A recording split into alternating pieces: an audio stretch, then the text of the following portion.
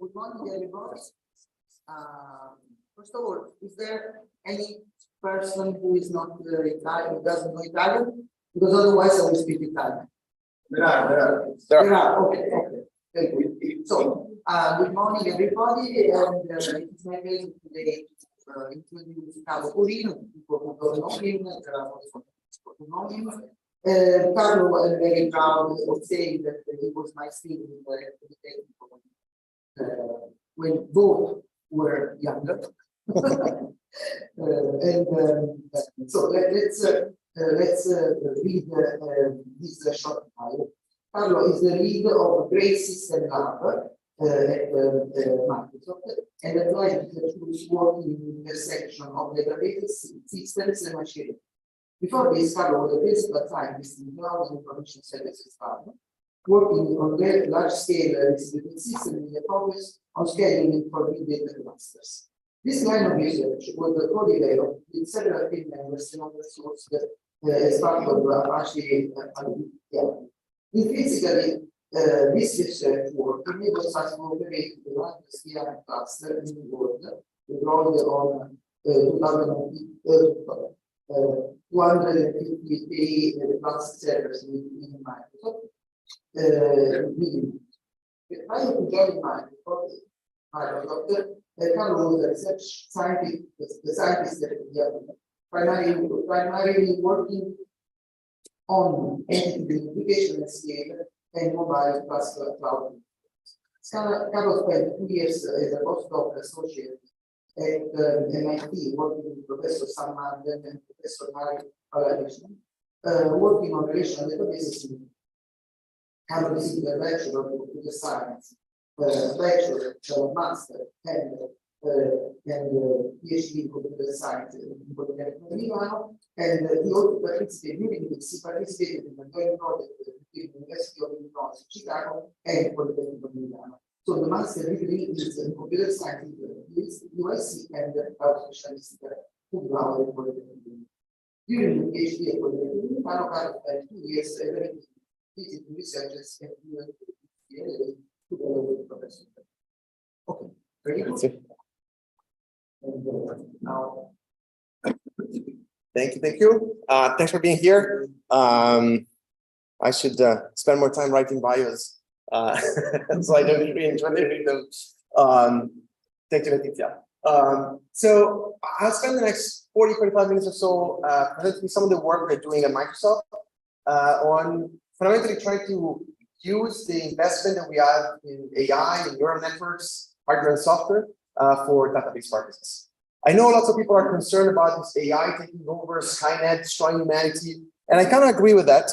That's why our goal is really trying to keep the hardware for AI busy so we can save humanity. The Skynet cannot develop into this ancient being that destroys all just because we run a lot of queries on their Terminator hardware. Now, I cannot promise you by the end of this presentation, I will show you databases running on a Terminator. But we can probably get it done on GPUs, which is the hardware we use today. A100 is the NVIDIA GPUs that are most commonly used for training the various ChatGPT, Bard, and all the other big systems. And so what we're going to do today, we're going to try to see how we can run database queries on these GPUs leveraging tensors. Now, just the face of the operation here, the resistance, the group of people that are trying to save us from Skynet. It's really a large group of researchers. Matteo Carlandi, that you probably know really well, is one of the main people from my team working on it with a few others. And there's a lot of great colleagues in the sort of the MSR, Eurasia, other folks in Microsoft. We have a bunch of interns working on this, professors externally collaborating. So there's quite of an effort going on with this. There are 7 or 8 papers already out. The stuff I'm going to present today is a bit of a mix between what is in these papers and a few more things that we've been doing ever since. So needless to say, I'm pretty excited about this line of work. This is why we're putting so much effort in it. And I'll hopefully convince you that it's exciting as well. What's up? Is there any American? Yes, Brendan Haynes. He's American.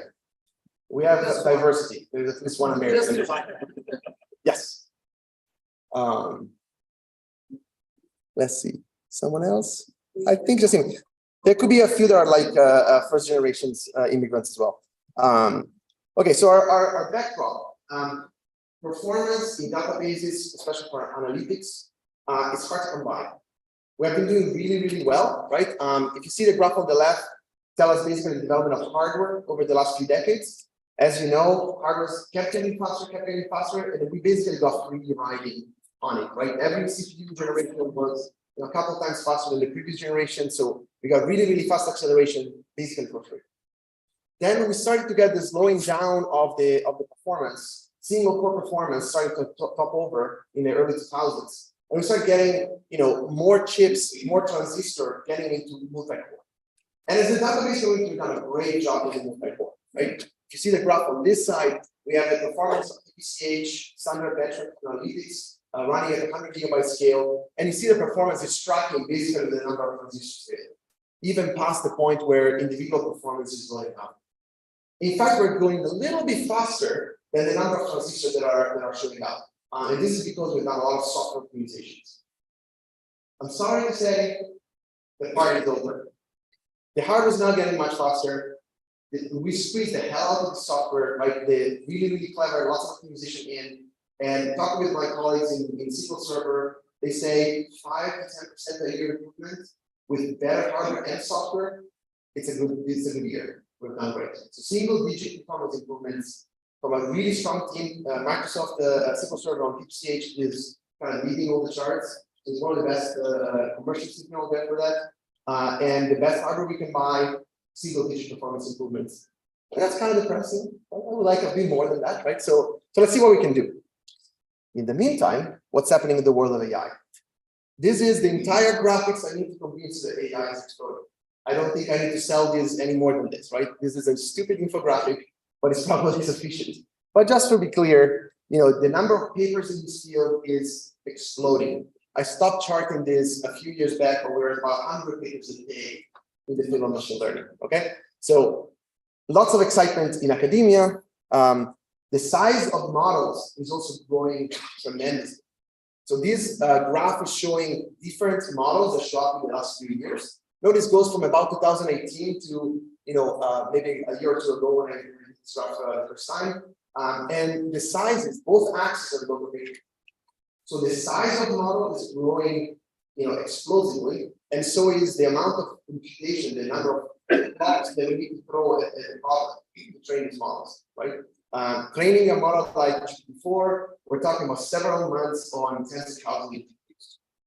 So yikes, right? Lots of performance being thrown there, but where lots of effort goes, lots of excitement goes, lots of dollars follows.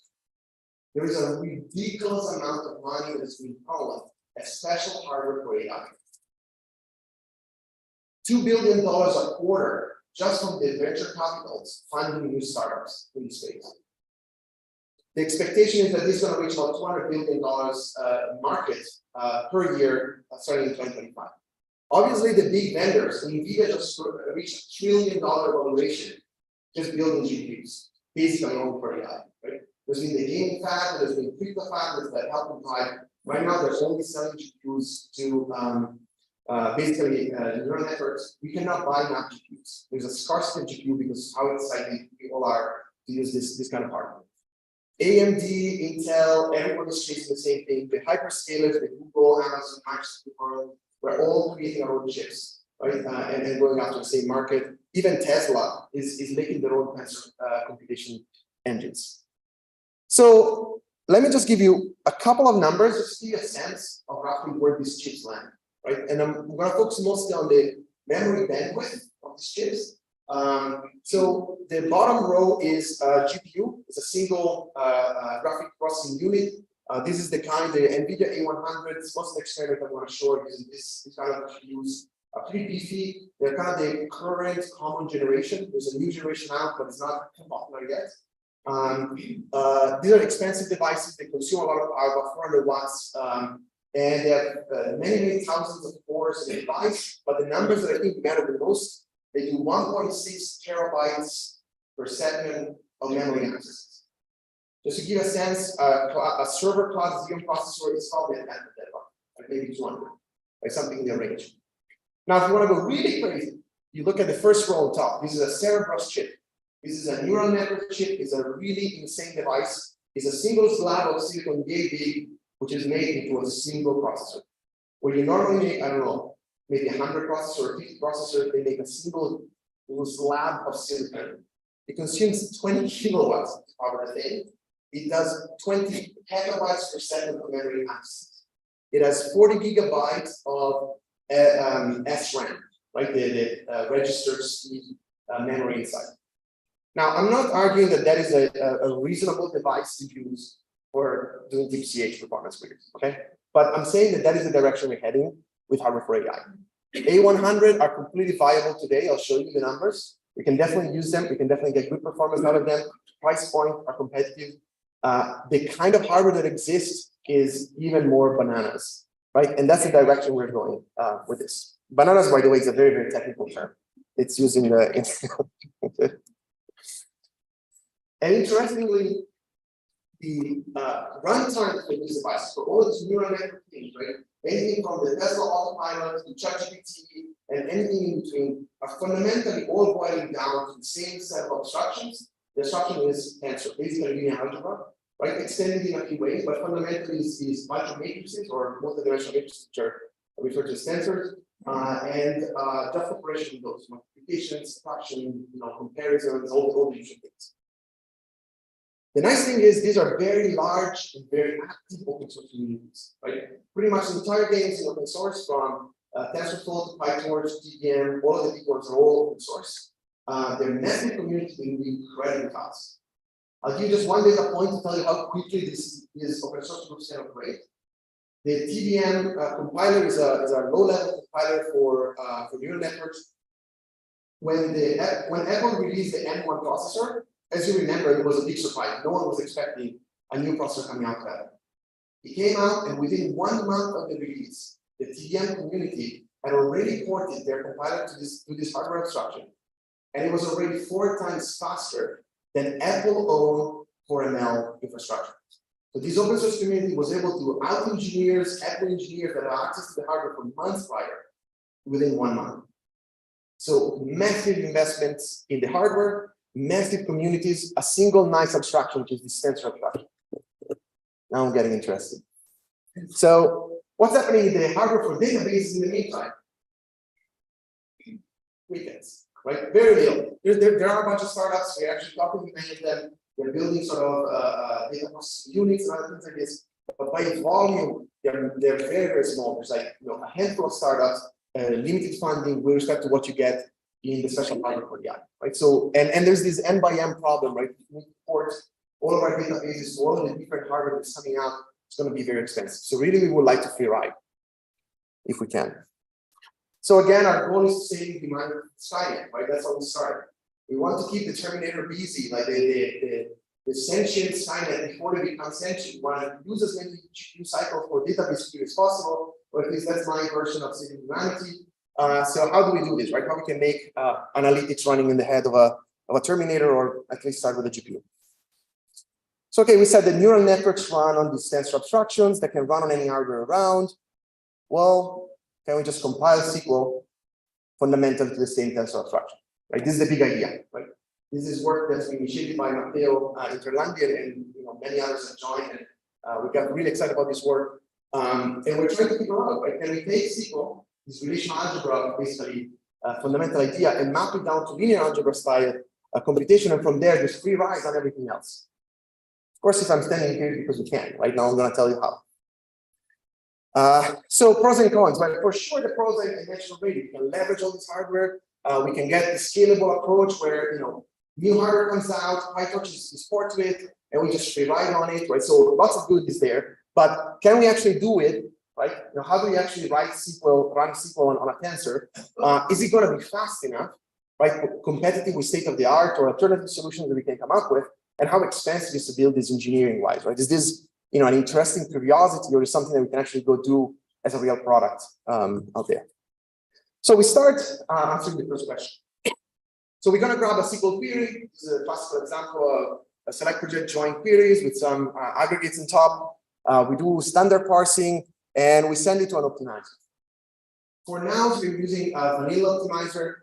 We have it running both for Spark and SQLServer, so we can have either SQL or Spark SQL in input, and we use one of those standard optimizer, and they produce a physical plan. Super standard database stuff, nothing new. In fact, we'll have to go to do something new eventually, but we're not done it yet. So for now, the optimizer doesn't even know we run on GPU. It just builds an okay plan of some kind. Now we have this internal representation, right? It's basically a plan, like a physical plan for the query. From this, what we really need to do is to turn it into a tensor program. It's actually not too hard, conceptually at least, right? We write for each one of the core operators in databases a tiny tensor program that implements sorting, and join, and filters. And then we walk the graph and we swap them in, right? So now we have a physical plan that initially was designed to run on basically the VM that is a database system, right? And now we replace it with a bunch of small programs, each of which is a little snippet of a functionality. I'll show you an example of one of those. And then if you look at top to bottom, well, that is just a tensor program. It's nothing that PyTorch or others such systems cannot execute. And then those systems figure out how to run on all the different hardware that exist and optimize for the different hardware. And so we can use the entire stack that exists in it. Now let's see one simple little example of one of these programs just to get a flavor of it. First of all, how we represent the data. This is analytics, so unsurprisingly, we do the data column-wise, right? We try to run big tensors with the entire data set, but it turns out it works better if you look at them as a series of tiny tensors. So if you have a numerical column like sales ID, this is just an n by 1 matrix with just the ID. Very simple. Date columns and things like that can map to numeric numbers, and again, it's just another integers or so forth going down. For screens, you can do for now something really silly, very simple representation. We take the string, we pad them to the maximum length of a string that we care, and we have a tensor, a matrix, so n rows by n columns, where n is the longest string we want to represent. This is disgusting as a representation. We're going to fix it later. But to start, that's what we do. Okay, and it was already running pretty quickly just on that. And then you can take a simple query, let's say only the filter clause, where we say the L quantity is less than 24. This is one of the CH queries. Question? Can you say something about I/O? Because you're assuming that all the data is in the tensor and the GPU, but one of the big things is getting data in and out of this format. Can you briefly say something? Yes, I was going to start flagging myself on a problem. There's a few slides, so I'll get to that. If at the end of those you're not happy, I'll ask you. So the L quantity filter, right? L quantity less than 24 filter. It's pretty simple. We apply the PyTorch operator LT, which is less than, and that's basically a vector of numbers. We compare it. This is run at a vectorized execution GPU, so we run the thousands and thousands of cores running in parallel, each of them comparing in parallel, so they run really fast, and it produces a mask. This mask is basically a bunch of zeros and ones to tell us whether the tuple was selected or not. And then there's a second operator, which is mask select, which again scans the data, and this time it just keeps only the tuple needed and returns an out. As a database person, you probably are dying inside right now. We're scanning the data twice to apply a single filter. This is not going to do. However, it's really fast because it's on GPUs. And we'll do better than this, right? But just the fact that we're on GPUs, the fact that runs in parallel, we can brute force our way to do performance, even with such a simple, silly program. The second one, slightly different, but similar idea. We build a mask first, then we extract a bunch of indexes that tell us in which position there are the non-zeros in the mask, and then we go retrieve them with an index lookup style execution. Now, these two are two different value programs that do the same thing, so of course, optimizers should be better and should understand when to use one or use the other, right? We'll comment on this problem a little bit more in a while. And if you look at the set of operators, I made one simple example. You take all of the query TPCH and we map them down to TensorFlow, PyTorch kind of operators. These are the operators we end up using. There's about 60 operators in total that we use with a Zipf style distribution, as you would expect. So there's simple operators like view, which is fundamentally just reshaping a matrix. So going by n by n, turning into n times n by 1 or whatever.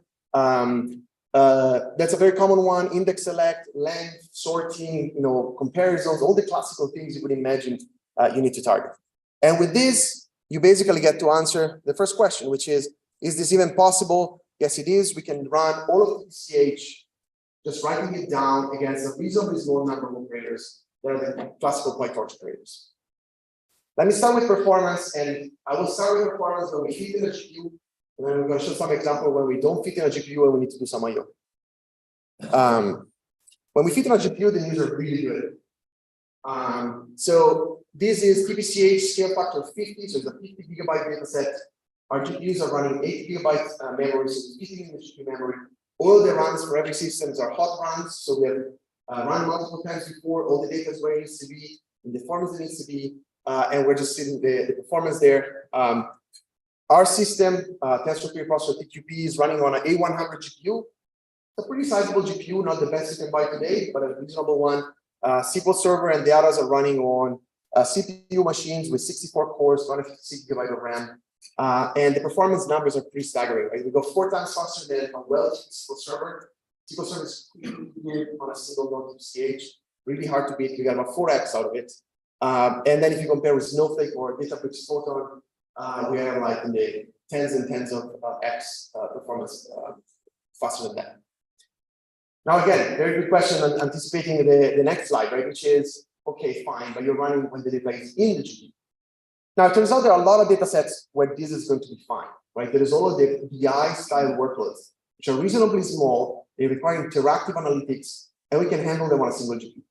We have to do much more than this for large scale analytic workloads. I'll show you some example again on a single GPU, and I'll do a couple of comments of how we're going to make things better for larger data set multi-GPU set scenarios. So this graph fundamentally goes after the question. We are increasing the size of our data set from 10 gigabyte to about 160 gigabyte, and we show you two GPUs, one with 40 gigabyte of RAM of HBM, and the other one with 80 gigabyte of HBM, which means if we are below the 40 gigabyte, we're fundamentally fitting in the GPU memory. If we go past that, we need to do buffer proof gates, right? We need to have the data in the CPU memory and moving it in and out of the device. As well anticipated, this is hard because the bottleneck is the PCI bus. PCI bus is getting better every generation is doubling. So PCI 2 to 3 to 4 to 5 is doubling every time. We're about 64 gigabytes on the current generations on these machines, getting to 128 for PCI 5. But it's still the choke point, right? Because we're talking about tens of gigabytes versus the memory of the GPU that is running in the terabytes per second scale. Right, so we're losing about a performance, one order of magnitude or more just on that. We're doing a couple order of magnitudes. So we definitely will incur some penalty. So what you see here in the curve is fundamentally the fact that as different queries hit the limit and they need to scale, they're going to incur performance. So let me just show you a couple of cut points. If you see up to 40 gigabytes, all of the queries are fitting. Let's look at the blue line for now. All of the queries are using just the memory from the GPU.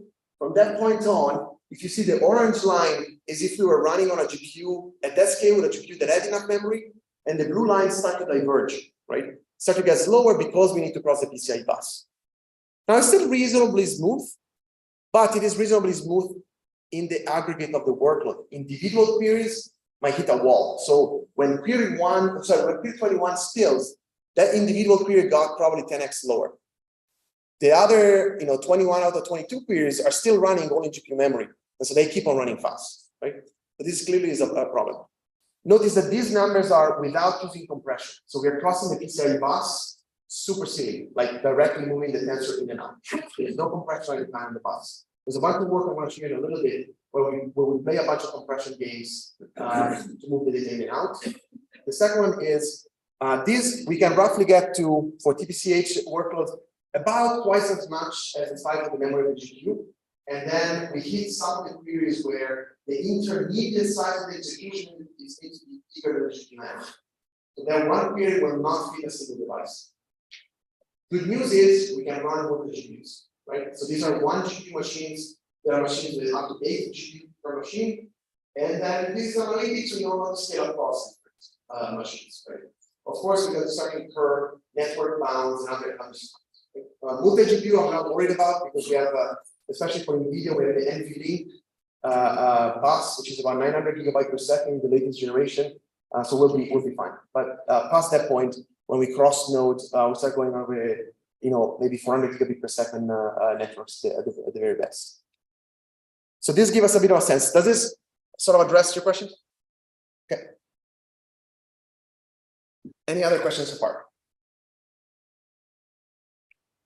Okay, let's continue. So this is a one shot, right? So far I described you, hey, you were on CPU, now we move to GPU, as on GPU we go substantially faster. Is this a one and done? Actually, it is not. While CPUs, as I told you, are basically talking over, we're not getting any more performance out of this. On GPUs, we're still on a crazy doubling in time performance, right? So if we run our TQP engine on a P100 GPU that came out in 2016, or a V100 that came out in near 1718, or an A100 that came out in 2020, we're still seeing big increase in performance, right? In 4 years, we got 2.5x performance improvement just because the hardware is better. So in this experiment is exactly the same software, just running on different generation of hardware, and it gets better just because there's more cores, there's more memory bandwidth, there's more PCIe bus, right? The other graph tells us the headroom that we have on the software side. This is a very immature piece of software, right? We've just started. We're like researchers playing around. So from our first version of TPP, when we start adding fusion that we're going to talk about, and basically reducing the number of kernels that we have and execute more tightly, adding better encoding, so representing strings, for example, in a smarter way, adding the entire compiler, we're getting substantial increase in performance every time we add one of those strings. And we know from a bunch of work we've done that the hardware is still probably 5x away from the current performance we have. So on the current hardware we have on A100, we can probably go about 5 times faster if we really pull off all the tricks and get the hardware to run at its absolute best. So this is very promising. And H100s, which are the one we are running the test right now, I assume I will receive an email from Matteo soon about the results on H100. They're probably also much faster, right? Those have about 3 terabytes per second of memory access. They should get even faster. So it's looking promising, right? The trends are good. The hardware is getting better. We free ride on the hardware like we used to do in the early 2000s and just be merry campers. The software is still a lot of headroom ahead of us. So let's see though what we can do on the software side a little bit more, right? So this is a breakdown of the performance I showed in the earlier graph when we do TPCH 50 and the performance of the different queries. For some queries, we're absolutely killing it, right? If you look at query 15, we're about 40 times faster than SQLServer, right? We're good. Probably don't have to do much work there. But from some other queries, like say query 1 or query 6, I mean, we're throwing an expensive GPU at the problem, right? The GPU, just to give you a sense, it's about 50% more expensive than machine than the one without. So a result like the one in figure for query 1 is bad because I'm spending 50% more dollars to get the same performance. So if I get something like one of these other queries, I'm a happy camper. But if I get that one, not so good, right? So we need to do a little bit more. But let me tell you a few tricks that we have not played yet, and they're not included in this graph yet. And then we see what we can do with those. Let's go back to our little silly example here, right? So first of all, for now, we have been a little purists. We have played this game of we translate SQL to tensor operations, and we just stick to exactly the tensor operations that PyTorch provides. This is fine. It's a good argument because we have portability. But if we do custom operators, we probably would do better. So for example, if you look at the first operations on top there, where we do the less than, and then we scan the data again to go master select, we could probably figure out a way to do it just once, right? To write a single kernel that will combine those two things together, right? Now, this idea of combining things together is important, and we can do it in one of two ways. One, writing the custom operators, and we've done a few of those. And the other one is just by doing operator fusion. Let me tell you briefly why this is important. Even if there was not a silly redundant operation like this, whenever you cross a kernel in a GPU, you're going from the inside of the really fast memory of a single multiprocessor, right, which is run at about 20 terabytes per second. You need to cross over to the general memory of the device, which is about 1.6 terabytes per second. So you can go about an order of magnitude faster if you just make sure to stay basically in L1 cache only. So if we take those two kernels and somehow we figure out how to fuse them together at the very low level, kind of assembler level compiler, then we'll state inside a single kernel inside the same L1 cache, and we will basically get roughly 10x performance improvement. Right, so we're working with people, and I'll show you a couple of slides on operator fusion to basically try to get this fusing of operators as much as possible, right? Because they're gonna get as much faster. Other things we mentioned, sort of compression. I'm gonna have a slide on that later. We would also like to do co-execution of CPU and GPU, because right now the numbers I show you is the CPU sitting idle and the GPU doing all the work. Why do the CPU sitting idle? In particular, if I need to move the data out of the CPU memory into the GPU, well, I can apply to these filters, and this will reduce the amount of data that is because of the same cost. Again, going to the question. Right, so we want to look into the co-execution on CPU GPU. Folks in Johannes Gerke's team, Suraj's team are looking at this, right, as one example. And of course, IO bottlenecks, right? Again, the question was so spot on. All right, we need to invest more in the IO bottlenecks, looking at distributions. There's things that there's some ongoing investigation. Future work, which is absolutely obvious and we have not done, is working on the optimizer. The optimizer doesn't know that we're running on a GPU. And if you have time offline, like, oh, sorry, it's me clicking at random. If you have time, I can tell you offline some of the odd things that happen on GPUs and why the optimizer really should be aware of this. Let me look at one or two techniques in particular. This is something about compression and representation of the data. The representation I gave you before is something that looks like this. Right? If I have a collection of city names like Rome, Tokyo, and Los Angeles, I'm going to represent all of them as if they were the longest, in this case, Los Angeles. I'm going to pad them with a bunch of spaces or something like that. And then I'm going to just execute our TQP straight up on that. That is really bad, right? So really what we want to do is, first of all, do a dictionary encoding, right? We're not going to say Rome or Los Angeles, right? We're going to say, okay, there's going to be a number that represents each one of the cities. In fact, it's slightly better since I have a small cardinality dictionary. I'm going to use just very few bits. We're going to do what is called bit packing. And we're going to say 00 is Rome, 01 is Tokyo, and Los Angeles is 10. So we only have 2 bits to represent each city. And even a little bit better than that, since you see there's a bunch of replicas, a bunch of duplicates, we're going to try to basically create the run length encoded representation. So if you see down here, I say 00, which is Rome, start at cell 0, and then at cell 0, at cell number 4, I now have Tokyo, right? So this is implicitly telling me that there are 4 copies of the word Rome in the first cells, and then I start representing the rest.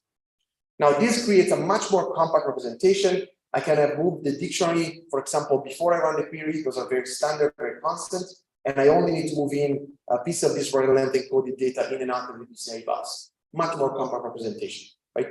10x reduction is pretty common for this kind of data. Now, slightly better than that, for a lot of database queries, for a lot of database operators, I can directly operate on the run length encoded representation. If I need to do a sum, instead of actually decompressing it and summing all the values, I can just do a multiplication.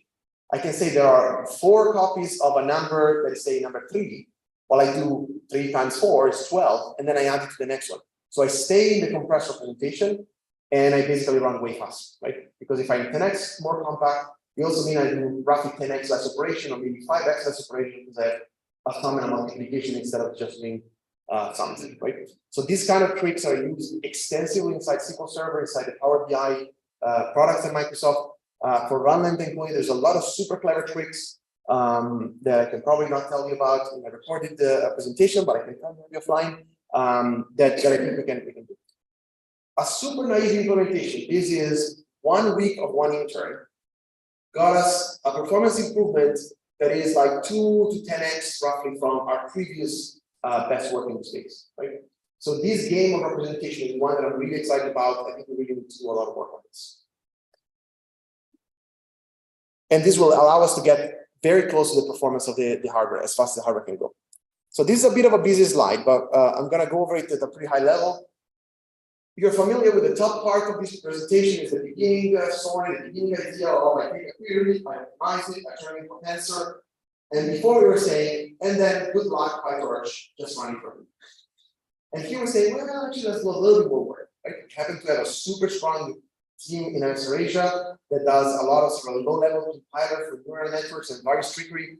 So the key idea is you can do some tracing, you can run this on samples and understand some of the properties of the query. This allows us to sort of cheat style compilations. We're gonna set the buffers ahead of time, so the next will be dynamic memory allocations. We get to do a lot of choice of different operators. There's a little bit of pre-processing there. And then we can turn this into an IR or video representation and send it to a cross-compiler engine that we built. So Antares is open source, is gonna play with it. That basically allows us to compile for different hardware targets. This gives us two things that I'm excited about. One, we can do fusion, is the fuser step that comes next. But the other one is also means that we can write a custom operator in this IR and then compile it for NVIDIA, for AMD, for Intel. Because I'll tell you the truth, NVIDIA is scary for us. It's a great partner, but they charge a lot for their GPUs because they are the only one with CUDA, right? With the good GPU programming abstraction. Something like this is a very good news because we can write it once and it can run on any hardware. This allows us to have AMD, NVIDIA, Intel, others competing on who can give us the best hardware for less money, right? And if you are a very large vendor like Microsoft, probably Microsoft, you really want competition on your hardware manufacturer. So this is good news for that. And then we can go down, we can do fusion, which is the step I was describing to you about sort of taking multiple kernels and combining them together. And we can go further down to code generation, using something like DirectX shaped compiler, and go down to the physical hardware. Now, this, as I mentioned, give us not only performance, but also give us compatibility with different hardware. And just for fun and giggle, we will be running this on Xbox. Now, it's not just as silly as it sounds, the Xbox hardware, because of a couple of things. Xbox hardware is exciting and interesting because it does not have a PCI bus. It's an APU, it's an integrated processing unit that has both CPU and GPU talking to the same HBM high bandwidth memory beds, right? So we can now do basically avoid the bottleneck that PCI bus that I was crying about a few slides ago. And the second thing is exciting is the hardware for Xbox. There's both the classical Xbox and the other two, but also we have the Xbox Cloud. This is basically a cloud service where you can play from your phone or your laptop, and the game is actually playing in the cloud, and we stream the pixel to you. Now, what is slightly exciting about this is by design peak provision. People only play in the evening. We need to have people close to the data centers to have low latency. So there are many times of the day where this is not very, very handy to that hardware. So if you can figure out how to run database queries, we basically get the hardware for free.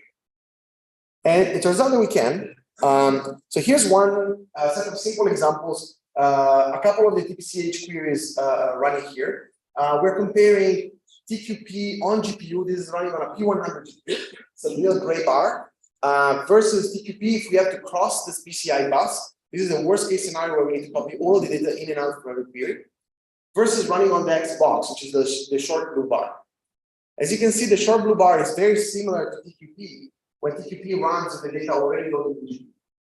The performance difference you see there is about 25% or so, and it is exactly the memory bandwidth gap between the Xbox and the P100.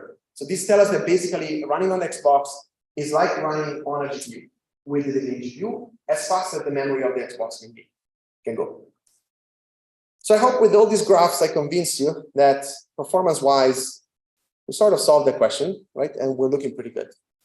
Again, the results are all mid-flight, right? There's a lot more that we can do, but they're already looking pretty solid. In terms of how expensive it is, I'm going to cut to the chase. I'm not going to show you like 20 slides on it. This is 20,000 lines of Python code. So everything I've shown you so far, it fits in a very small footprint. Because it's a compiler, though, right? We're not really building a full runtime from scratch. We're mostly relying on PyTorch and existing compilers and existing low-level shaders and all those pieces. We are really writing a translator from SQL to these linear algebra tensor abstraction methods. So it's pretty small as a footprint. So I'm going to show you a quick demo on this part and then give you a few hints on sort of future directions that are fun and exciting. I hope the audio works, and folks online, if it doesn't, that's First I'll be looking at safety both in Azure Databricks on the left and TPP on the right. The query we'll be running is the TPCH5 query. And as you can see, it's a fairly complex SQL query with an involved query clause, also aggregation operation. We want to preload it and pre-compile the query. So all we need to do is execute the query. We're using this timing tool to run the query 7 times and benchmark the average execution time. Okay, so now we've started running the query. And as you can see, it takes a little while to run. So in the meantime, let's run the same query, TPP. So this is the exact same query, and we reloaded the data over here as well. But notice here, when compiling the query, we specify the device to be CUDA, and this is what tells TPP to run the query on an NVIDIA GPU. And particularly, here we're using the NVIDIA A100 GPU. Here too, we're using time to run the query 7 times, and get the average execution time. But you can see here that TPP finishes executing instantaneously with an execution time of 362 milliseconds on average. This is much faster than Databricks, which is still running. So while we wait for Databricks, we want to discuss another really cool feature. This is how it seamlessly integrates with all of the PyTorch tools that are available out there. So particularly, you can use something like TensorFlow to both visualize the PyTorch program we get, and also think about the program. So here's a visualization of the SQL query we just executed. We can zoom in to look at the whole computation graph, and you can see this is fairly complicated. So let's zoom into the subgraph, and you can see we have an aggregation operation corresponding to the sub, we have the query, and also a sort operation corresponding to the order type. We can further zoom in to look into the lower level details. If we click on a node, for example, here we see that this node is a tensor scatter act operation, which implements some operation in query. So TensorFlow also lists the PyTorch results. Particularly here, we can see that we're running this on an NVIDIA A100 GPU, and the GPU utilization for the query was 89.81%. We can see these same numbers in the pie chart on the right. So the kernel execution takes up 89.8% of the time. That's the time of GPU. Similarly, CPU execution takes up 4.7% of the execution time. And in this way, we can visualize the breakdown of the execution time to figure out where there are bottlenecks in query execution. So let's go back and see if the Databricks query is mentioned. And yes, so it has finished executing, and you can see it took 19.1 seconds on average to execute, which is 2 orders of magnitude slower than TPP, which is 352 milliseconds. So this shows and demonstrates how GPUs can really accelerate SQL execution. okay. So let me jump quickly on future directions. Of course, there's a lot of continued performance work we do. We'll talk about a few of the things so far. Second, this trick is not just unique to SQL, right? We have done this for classical ML already, for the inference of classical ML. There's an open source project called Hummingbird, you can check it out if you like. We did very good experiments like PageRank and other algorithms. It seems promising. So the general idea of saying take whatever data manipulation you want and just translate it down to tensor something, and then rely on the hardware on what the abstraction exists. Seems very powerful in general. Now, what is even more exciting is if you do that, now you find yourself in the same abstractions for different things, right? So one of the things that I'm going to leave you with another brief demo, and then we can chat a bit, is what if we do sort of multimodal SQL? What if I have a directory full of, for example, images, say all of the attachments from my Outlook, and I could write a query like, give me images that are related or similar to the words KFC receipts. There will be some PyTorch program, some tensor that computes similarity between strings and images, but I'm writing SQL on top of it. And since the SQL is turned into a tensor program, now it's just tensor on tensor on tensor on tensors. And now I can cross-optimize. In fact, I could even do differentiation across the entire stack. Now, this is very early days. We're just poking a little bit at this problem. I'll show you a quick demo that just show you the idea. We're not deep at all in this space yet.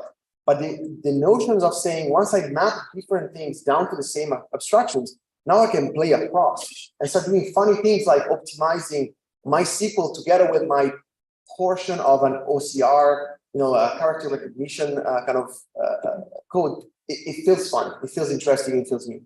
So let me show you this brief demo, and then we can just answer a few questions. In the second demo, we'll over how TPP can leverage PyTorch to go beyond traditional SQL functionality. Particularly, we'll be seeing how we can write SQL-like queries that run over other modalities of data. And in this notebook, we will demonstrate how we can write SQL queries over different images. So imagine you're an Outlook and you're trying to search over your image attachments. TPP lets us very organically express this as a SQL query that we can execute. So our first step here is to load and register image data.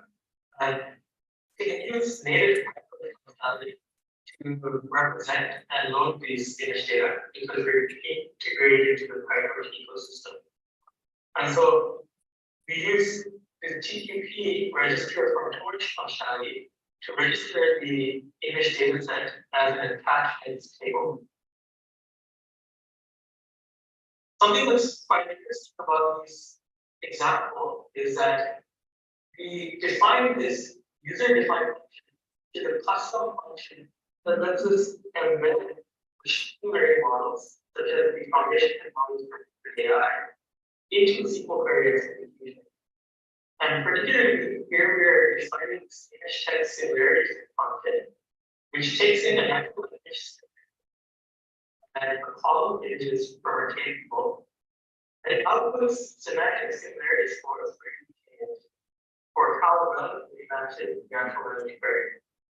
And to implement this function, we are importing a PyTorch implementation of OpenAI's CLIP model, which is a model that can take natural language and image and compute the similarity score between the two.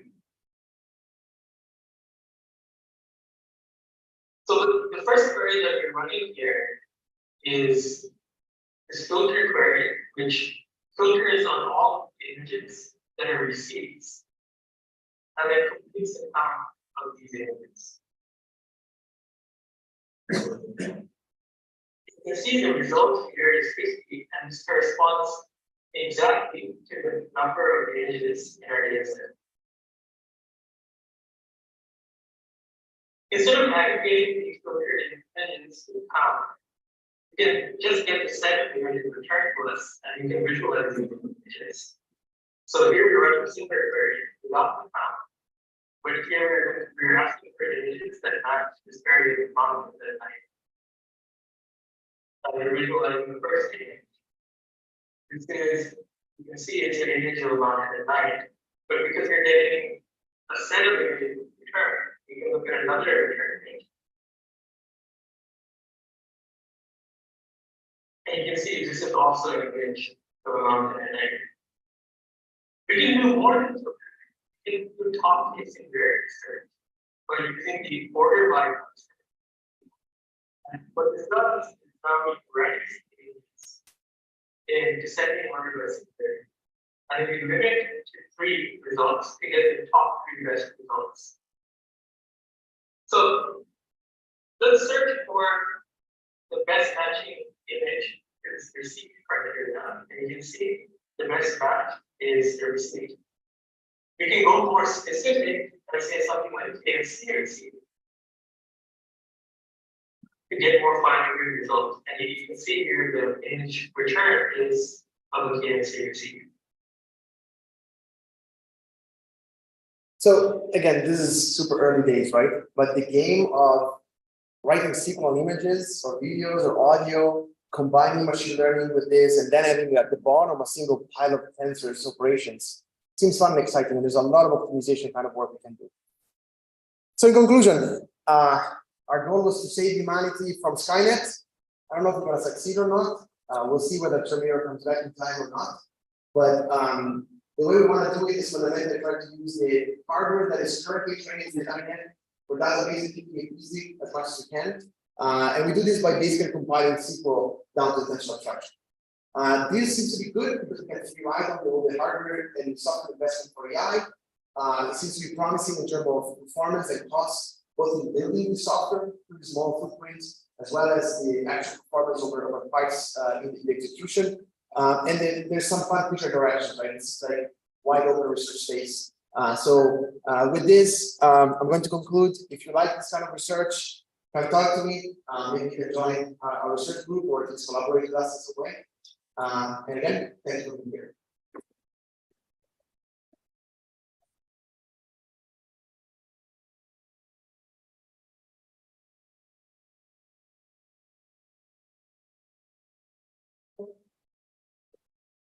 Thank you very much.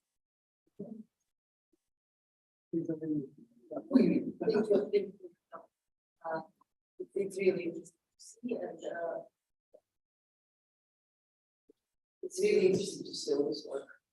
And then the things are open source as much as possible.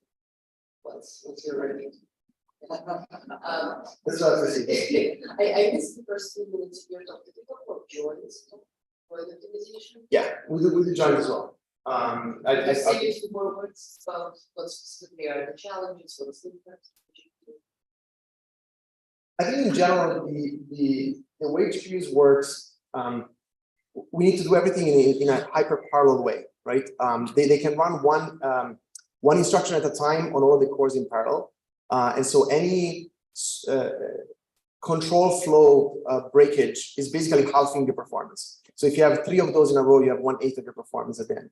So we need to do everything in parallel like this. We can talk offline on the specific, and even better, I can put you in touch with Matteo and the other folks that have been implementing this. Yes. No, sorry. I just wanted to know whether you were satisfied with what you already explained, or you have still a question. No, I've still got a question. So he was asking before, so just please. Can I just shout? So I'm still kind of excited about the I/O thing. So so I get what you were saying. That was very interesting. But there's something to do with the size of the result sets and the cost to get the result of the query back off the GPU. So I did some work a couple of years ago trying to take some similarity search that we did on a CPU, and I included it up in CUDA, and I couldn't get it to go, like the actual computation would go faster on the GPU, but overall it was slower because of the cost of getting the results back off the GPU back into the main. And your examples there have got kind of small results. It's like, count the number of dogs, you've got 5, great. So you've got like 1 byte to shift off the GPU, everything's cool. So what about, is there a problem there, or have you got that out?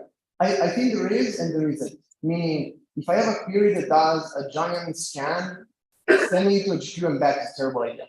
Yeah. Or a giant join and you want the entire result out, it's a terrible idea. But those are not common queries, right? If you look at the entire analytics space, it's fundamentally super massive computation that are triangular. They start very large and maybe you can get even bigger than is narrow down, and they end up with something typically very small that gets shown in a graph or gets shown in a small pivot table or something like that. Right? So all of the analytics space is is massively favorable in terms of small result sets. Now, the problem we have is on the way in, right? On the way in, we can do a bunch of the tricks that you described. You can do caching, you can be in the GPU, you can do multi-GPU, you can do runtime encoding, etc.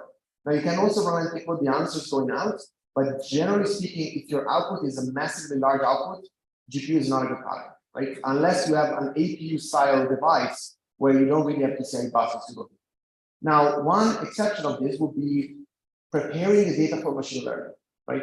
In that case, you typically build a giant square rectangle of data, right? You denormalize the hell out of your data into a giant rectangle that's fed into your training algorithm. Now, that would be bad unless the training algorithm also runs on GPU, in which case we're the king of the hill, right? Because if I do all the data preparation, I create this large tensor, and then I run my neural network training or my classifier training or things like this in the GPU itself, then I have the advantage because I never cross the bus until I produce the final model, which is typically small, with respect to the input data size, usually square root of n ballpark of the size of the input. So again, we're in this spot. So generally speaking, the problem you observe is a valid problem. It's just not practically that common for analytics. Thank you very much. First of all, I confess I'm a bit confused because you cannot leave the field for like why and you find that the world completely changed. Now, let's go to the question. You are pointing out that for Snowflake typical search, you're able to set filter, macro filter, and so table data. You transform data in text in an ad hoc structure. That's the point. So, in a sense, you are extending the usual approach of macro reviews, because in macro reviews, they have the same strategy for scanning the data, mapping, transforming them, and then reducing and eventually also sorting. So this is an evolution in a sense. You say the process must be optimized as good. So it's sort of even if you transform the data. Mainly you have tensor data based on storage. So so what about for instance, the SQLServer? How will the system solve this evolution? So the last point is yes, but the need is showed us something different perspective in the same problem. Different. So I mean,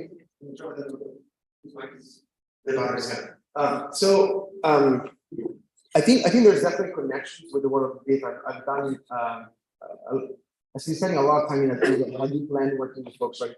The problem there has been primarily scaling out, right? So the problem we were faced was now we need to download the internet and build an index out of all of the internet, right? And classical database technology was not working. So the main focus on databases or whatever data technologies in the Hadoop was basically scaling out on very cheap, very unreliable commodity software. The per node performance was terrible. Like it was embarrassing, honestly, right? For Hadoop. And it's still not good for Spark. Spark is a massive jump forward in performance over Hadoop, but it's still 70x away from doing this. Right? So it is in a sense similar because the primitives are very related. But it is the focus on going incredibly fast on single node and then kind of build out from there versus scale out, scale out, scale out, scale out, which was the main sort of motto of the kind of Hadoop base. In terms of SQL Server has a bunch of these traits. It just does them on CPU, right? So the column-oriented execution, rolling encoding execution, vectorized execution, they do all of those on CPU exceedingly well. What we're trying to figure out is, can we move them on GPUs? And if I, Matteo, myself, and this gang of crazy folks succeed, we will have a SQL server running this stuff on. So the game is not just proving that it's possible. Like we've done this, like in the last 2 months. This semester, what we're trying to do is to prove that it's financially, economically, meaningfully viable for Microsoft to bet on this as the next generation technologies for SQL Server for our version of Spark and so on. Right. So now the surgery required will be non-trivial in SQL Server. Right. We have a prototype of this running under our cloud versions of a big distributed SQL Server. We have it running already. There's a little bit of there that we're massaging. But one of the things I'm excited about the move to the cloud is that we can more easily play in the back end, right? So we can slowly try stuff, and as we get better at it, we can just release it to customers. You don't have to go and install a new version, right? Or move from a CPU to a GPU by actually buying a physical machine with a GPU. We can do it in the back end for you, right? And if it gets faster and cheaper, you just get a faster and cheaper product, right? So that's kind of the game that we're playing in this. Does that answer your question? And the comments on Yanis, I missed the talk, so I can't answer. Okay, we only have the space for 2 questions, so this is the first, and that is the second one. I have a curiosity. One of your slides I see that the cost of SOAR and unique operator are very different. I think this sounds very strange to me because Those were not. in order to obtain Yeah. unique, you usually have to pay the cost of SOAR. I was not showing cost of operators. I was showing the frequency with which. Sorry. The frequency. Yes, sorry. I should have commented more on that graph. That's what that is on the slides in the middle of the night. So that graph was showing the frequency with which you use the different operators. Now sorting on GPU, it's not easy, right? Because typically they are really fast at local comparisons, but when you need to do global moves, you start having interdependencies between the different threads, and that tends to choke you, right? Similarly, I think that is surprising is when you see the mask select operator that I was showing you, they basically take a column and a set of binaries that tell you whether the tuple is in or not. The most expensive part of the entire filter is actually creating the right buffer in the outputs and positioning the pointers on where you're going to go right. Because that operation is not parallel. It's a cumulative sum and is non-parallel. And that is the one that we're actually working right now to try to figure out whether we can avoid it completely. Because it's taking now, I don't know, 70% of the filter costs. It's actually just allocating the buffer for the outputs, right? And so we need to find a way to basically not do that, right? The Valent encoded tricks that we were showing are doing something slightly different. And I have some hope that then we can apply them to those problems as well. But it's in that direction.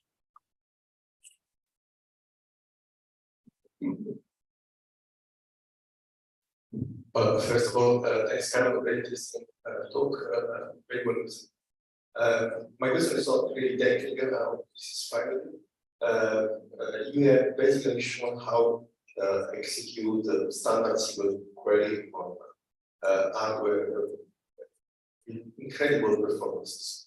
But those performances come with a cost. So one can a question that came to our mind is who can afford these costs? And the natural answers would be well only the big tech. So my question is how the poor people like us, like people working at the Italian university, can afford those costs. Well, in general, how can you contribute to this to the line of research? So yeah, but I think it's pretty good news in that, right? Because look at the 70x number versus the Databricks photo, right? The CPU costs, say, $1 an hour, just to make a random number. The GPU machine costs $1.50 seconds. Sorry, $1.50 an hour. But I take 1 second, so I need to rent a GPU for 1 second and spend $1.50 versus renting a CPU machine for 70 seconds, spending $70.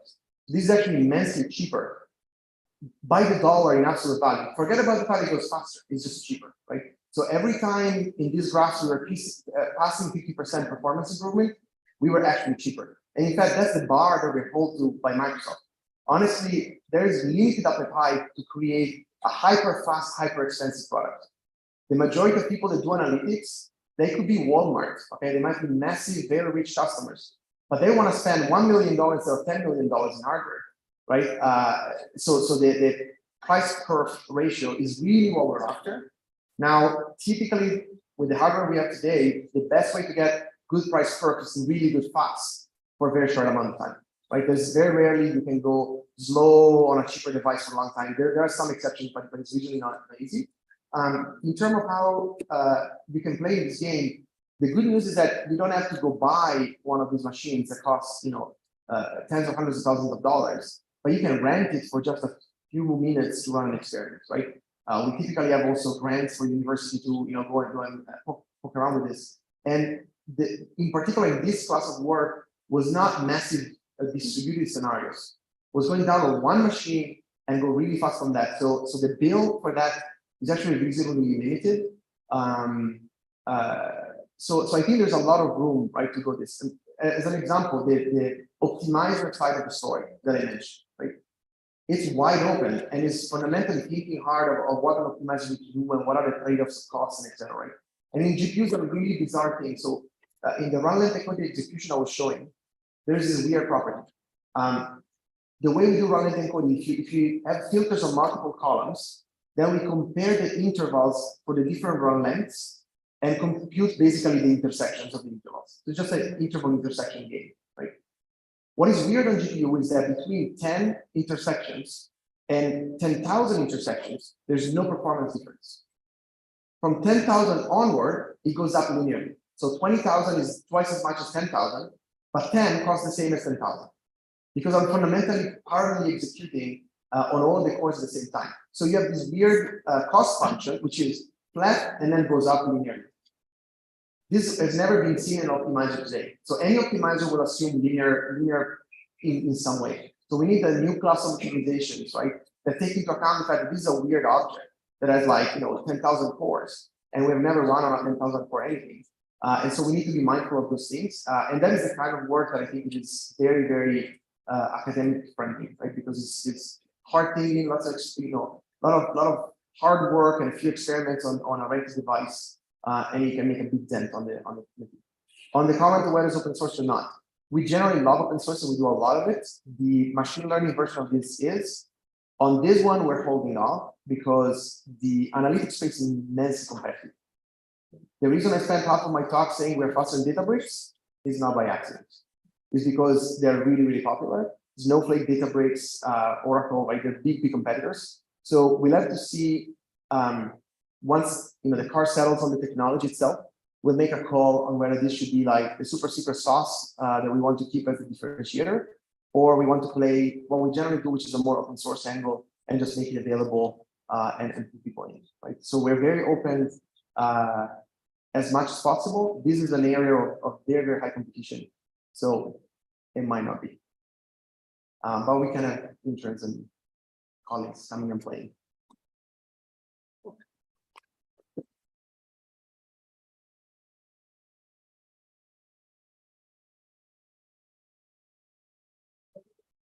I apologize to the people I didn't see.